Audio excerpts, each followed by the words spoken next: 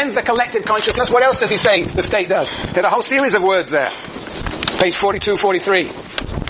What other words does he use? Somebody said represents, but is he actually use that word there? Any more words? Now, print. Yes, well, we got defend. That's defend here. What else? Yes. You don't have to read. Man. It symbolizes. Wonder what that means. Symbolizes the collective consciousness. Yeah. In the US state, is there something that symbolizes the collective consciousness? Yeah. Does the White House sort of symbolize the collective consciousness? Does the Constitution symbolize the Supreme Court? Anyway, they might think of those as symbolizing the collective consciousness. Those are institutions. Yes, okay, what else? He says symbolizing. What else does he say in that page? It reflects. Yes. You are Courtney. No. Good. Yes, very good. Indeed. That's very important on page 43. Yes, it actually says it's around the middle, the middle of that page really. The sentence begins nevertheless, 2 words in from the right on page 43, about halfway down. Are you there, Conrad? Yes. Read it out then.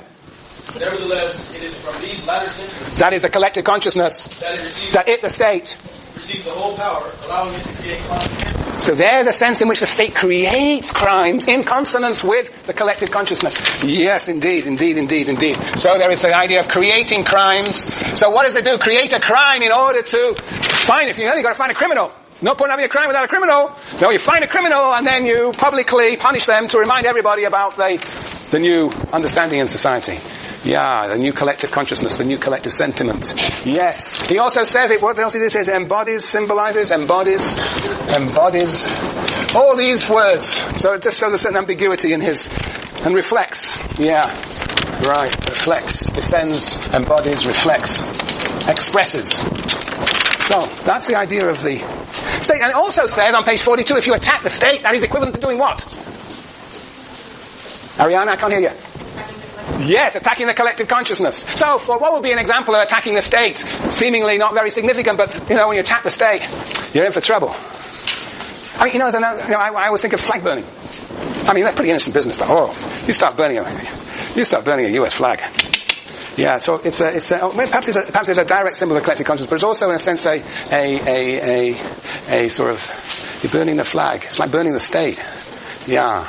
Any other thoughts? Any other ways in which the state? Yes, Matthew. There was one court case where I forget the guy's name, but he was trying to get the word, under God out of the allegiance. And there's okay. Anyways, that was an attack on, what people have been saying for years and years. Yes. That was a more attack on the sort of, perhaps our collective sentiments. That's not directly the state. Yes, state. Tracy. This Tracy, right? Yes. Yeah, I just not state. Yeah. Last year when I was working for the state. It comes out again. You had a great time working for the state. They had decided to start making it public, posting it publicly, the biggest tax offenders, publicly, so that they would be more inclined to take care of their taxes. That's very interesting. That is a brilliant and interesting tax evasion. We see all around. In principle, you might say that tax evasion is an example of restrictive law. You basically, I don't know how many here have been subject to tax inspection and have been found to be wanting by $3,000, and then you just pay it up and everybody's hunky-dory, no problem.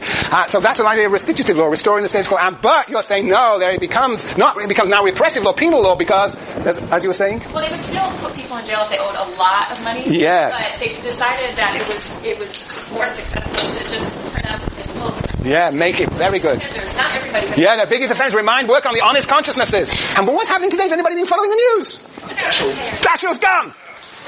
$140,000 he didn't pay. $140,000 peanuts. Oh, you're disgusted, huh? Okay, Neil, he didn't pay, so he's resigned. Basically, not resigned, what's the word?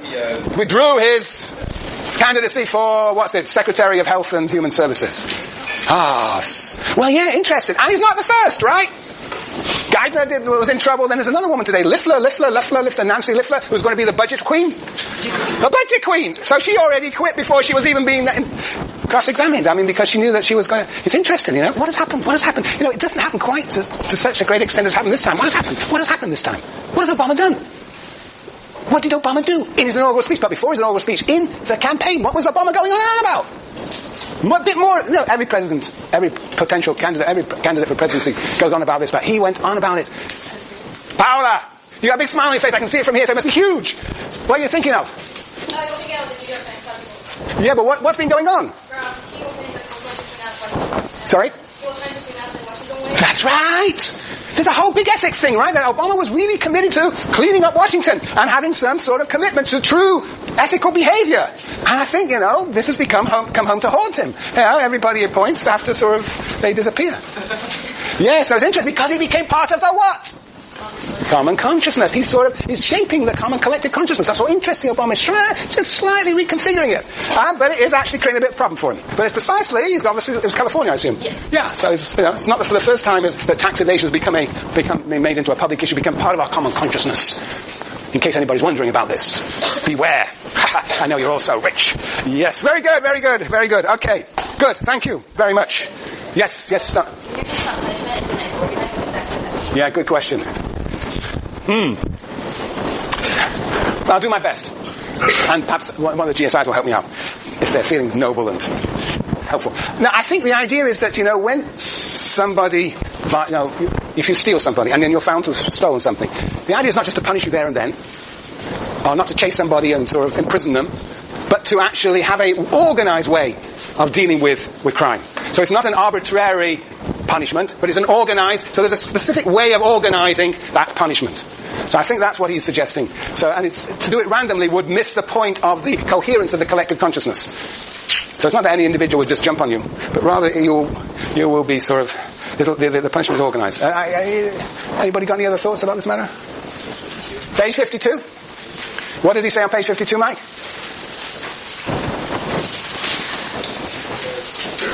So it's not very Speak up so I can hear.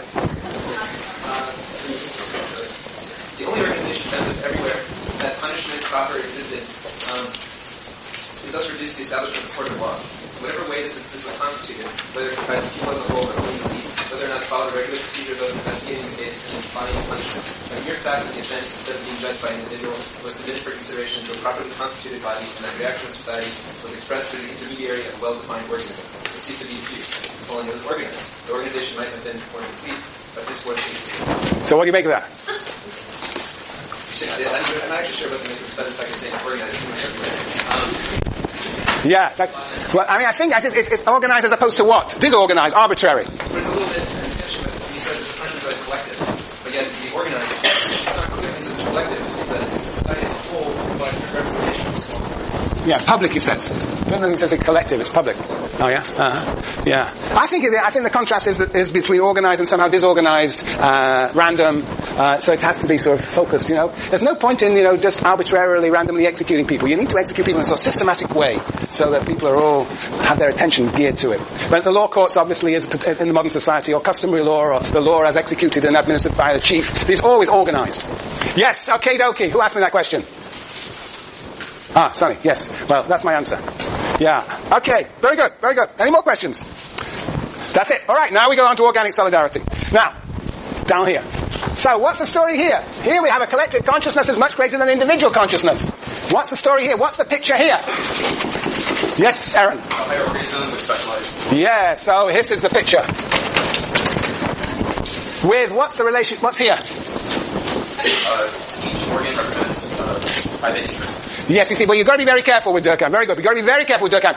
And sometimes when he talks about division of labor, he means the specialization of parts of society. Over time, society becomes more differentiated. You have the separation of the state from the economy. The family separates out, the university, education, voluntary associations. So you get the specialization of different parts of society. And sometimes he's talking about the specialization of individuals. This is a reference to the parts of society. Right? These are different parts of society. But what about the individual? Yes. So as by the ways of well, right, dies away is a tricky word, but definitely, it's very, withers away, very tricky. But he is saying that the individual consciousness is very much greater than the collective consciousness.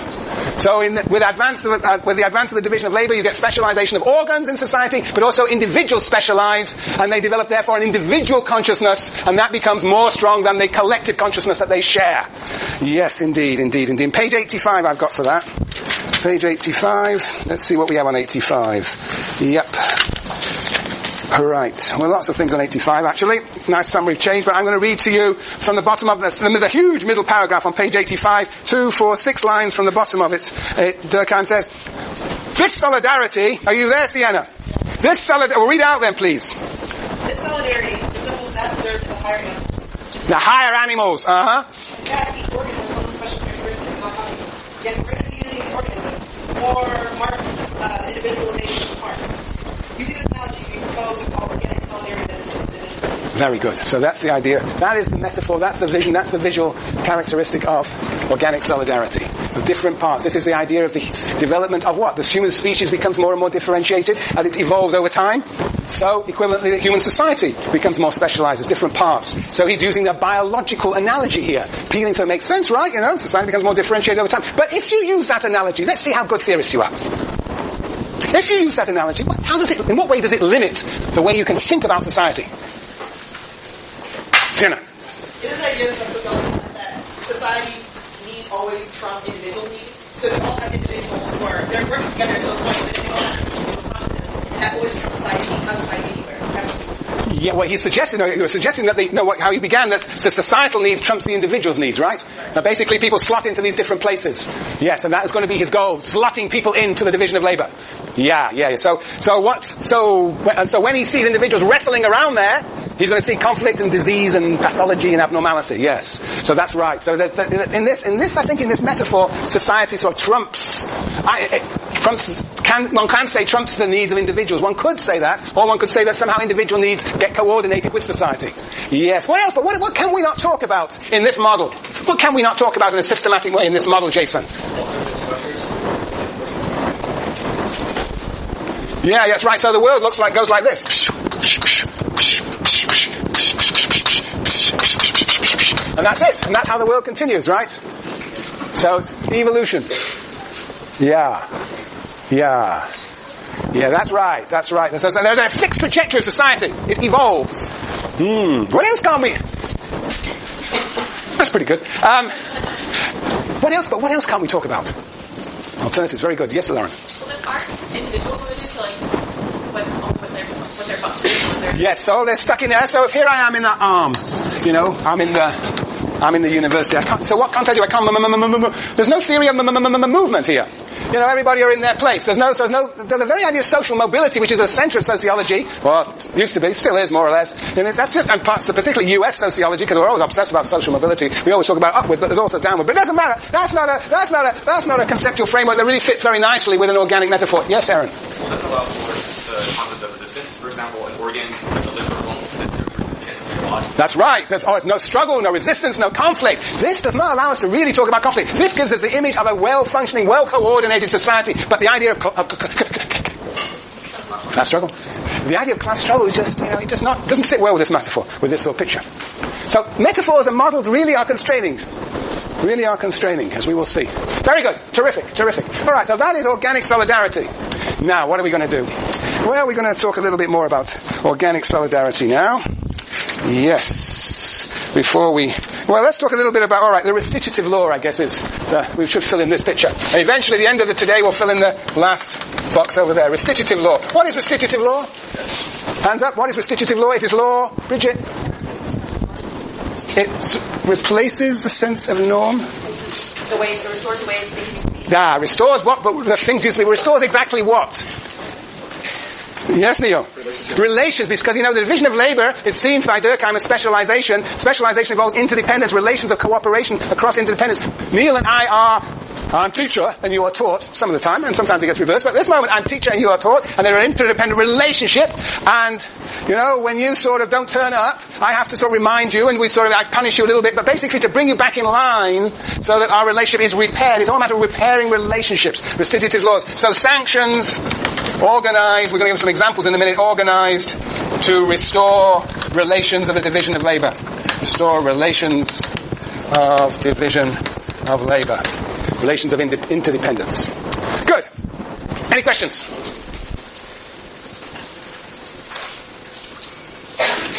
Okie dokie. Alex.